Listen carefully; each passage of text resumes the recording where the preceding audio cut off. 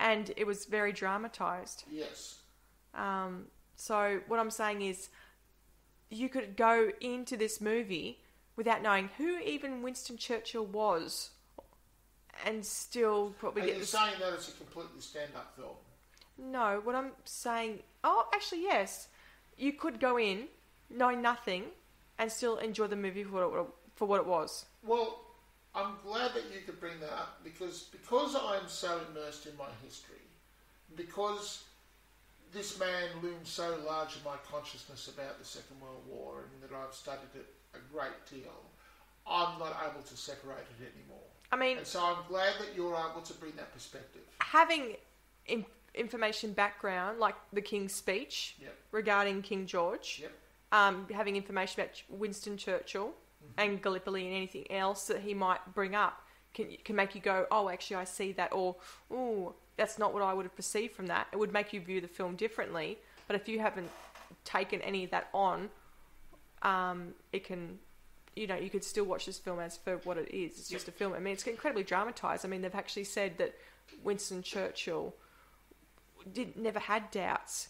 He never went and spoke to people or have any issues. He always knew exactly what he wanted to do. He was very much direct. Where in this film, they want you to follow the way Gary Oldmans playing him, in the fact that, you know, he's a man who's just been thrust into this position, and, you know, it's during a time when there's war happening and nobody's backing him and he's all alone, and what's he going to do? And you know, so I was thinking as you're talking about that, and I was thinking about that, and I think Gary Oldmans' portrayal of him is bang on. I don't believe, like, I'm sure he presented himself as a person who was always super decisive, but this was a man between the two world wars who was thoroughly lost. Everybody declared him a drunk. You know, he was a functioning alcoholic. But he didn't think that. This is not how he viewed himself. There was never doubt in his mind. And yet Gary Oldman plays this character that makes you go, oh my gosh, how utterly amazing. And we really want him to succeed. And it makes you really get in on, you know, what's happening. I suspect very much that Gary Oldman got close to the mark. I think he got closer to the mark than a lot of people realise. Supposedly, after looking... That's just my own personal opinion. It's not based on anything else. Okay, because I just did a little bit of reading afterwards. Look, the only reason I say that is because Churchill was an extraordinarily complex person. He was a very complex person. Even though he presented himself as a gruff, like an abrupt kind of no-nonsense bulldog kind of person who'd go in, those people don't get very far. But he got all the way through, even after coming back from abject failure from the First World War. And that's why I say there is more to this man than meets the eye. If you say so, Paul. It's just my opinion. That's okay. Yep. I didn't know Winston Churchill, so I can't give I have to say, I came into this particular conversation because I knew... Well, I'm slightly offended that you think that I would just take the opposite stance to you. Well, it's what you do. No. Well, you did. No, I don't. You just did again. No, we're just discussing a film. Okay. There's no danger here, Paul. You're safe. Okay, now, putting...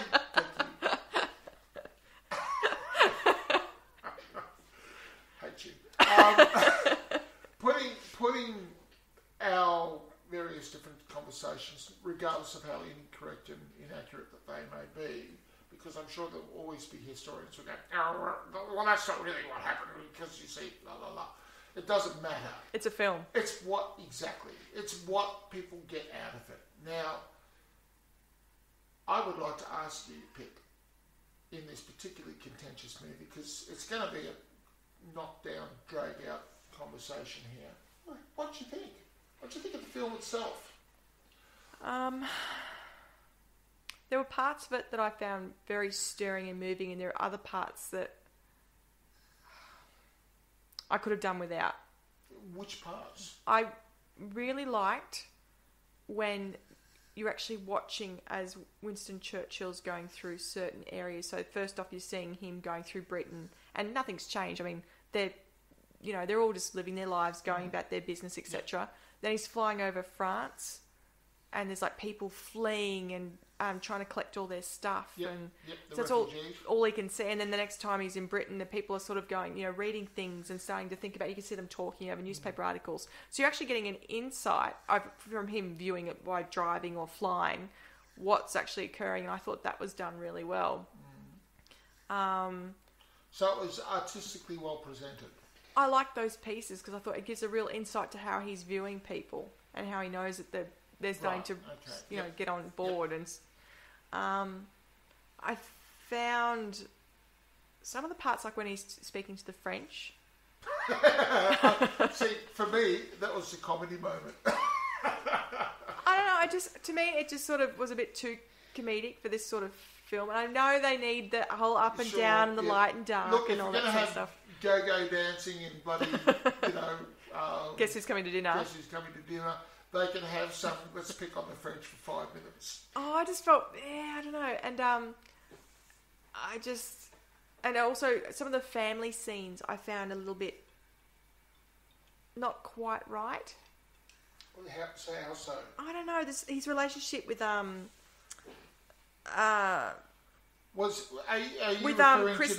his wife, like Kristen Scott's playing, Thomas is playing that role, and I just thought, I don't know, I didn't feel like it quite clicked and worked for me. Can we dig down into that a little bit, if that's okay? No. Well, if it's not, no.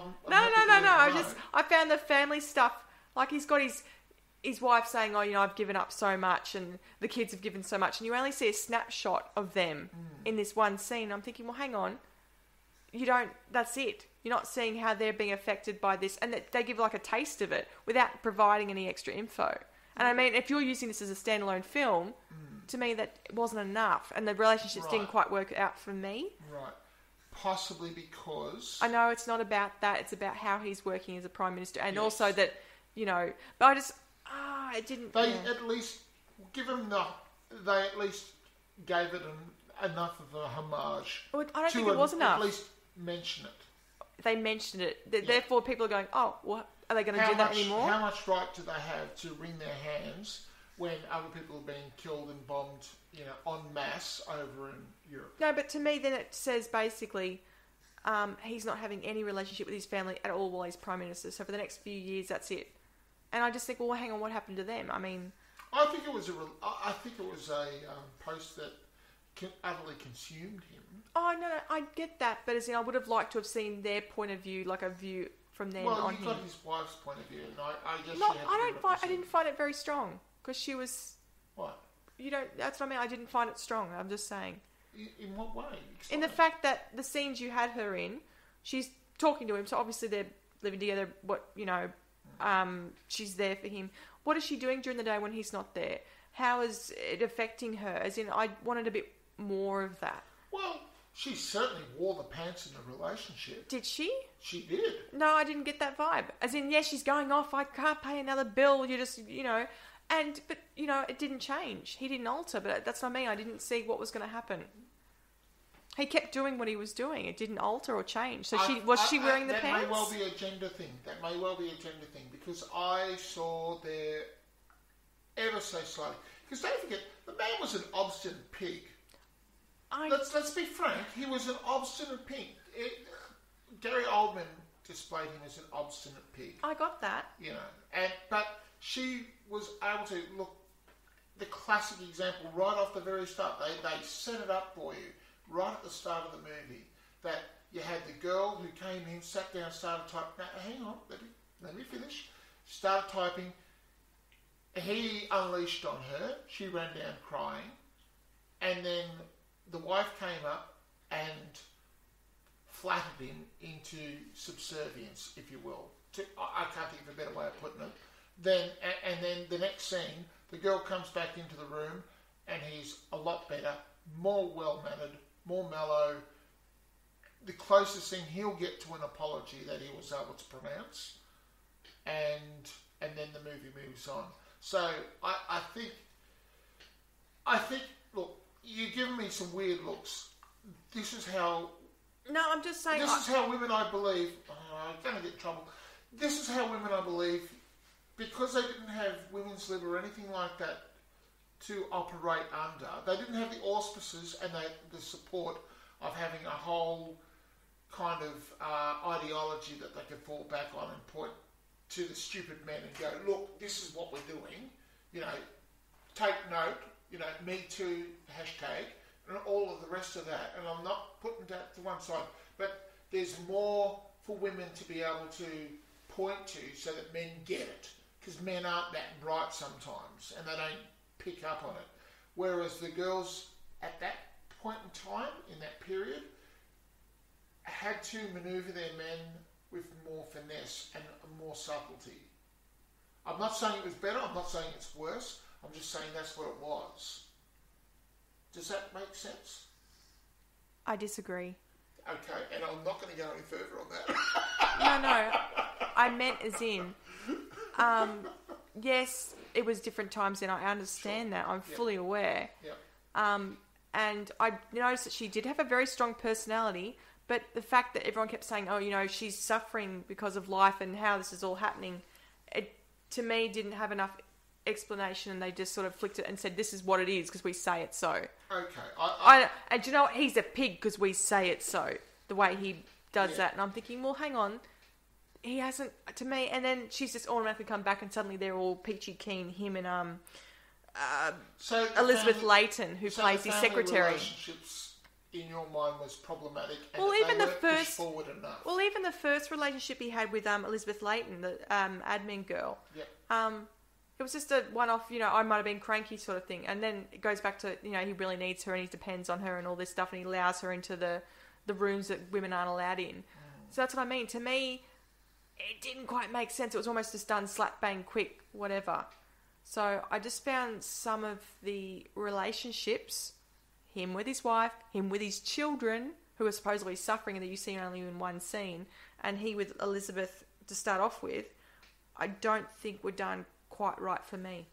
I'm not saying it's because, you know, back then... I'm not going to say that you're wrong, because that's your perspective. That's how what you. Well, I'm just, you asked me, and that's what I'm. Yeah, no, absolutely. That's absolutely. I would have liked a bit more. I also with King George. The reason that I thought Gary Oldman did a fabulous job.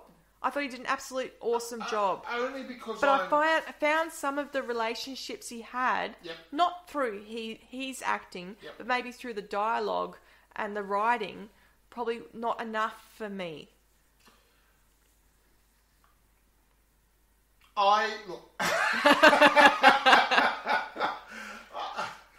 There's a 1,000 things I could say here. If they're going to look at the man as this man through this time period, who's got all these things affecting him, I want to see how it's all affecting him. This is going to happen with this movie.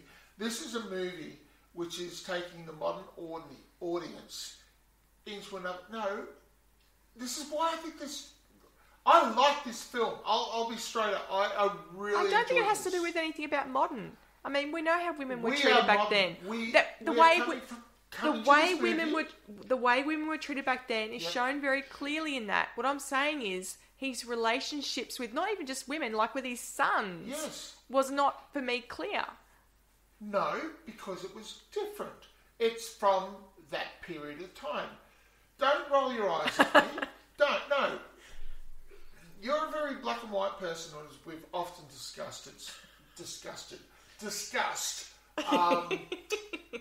You're very black and white sort of thing, and so you see what it is for what it is. And I'm not going to kind of go, well, I'm older, so I know better, sort of thing. But I was alive back in the 40s. Exactly Hang on. I'm not going to pull that. You weren't. I'm not going to pull that bullshit. All I'm simply saying is, I remember further back, in that things were different. I remember the 70s. Yeah, exactly. Yeah. Shoot me now. But I have watched more of a shift in society and how, and society, when society shifts, this podcast is killing me because I feel like I'm such a bullshit artist when it comes to this sort of stuff, and I don't know what I'm talking about. But I have watched and I have seen society, and society is nothing more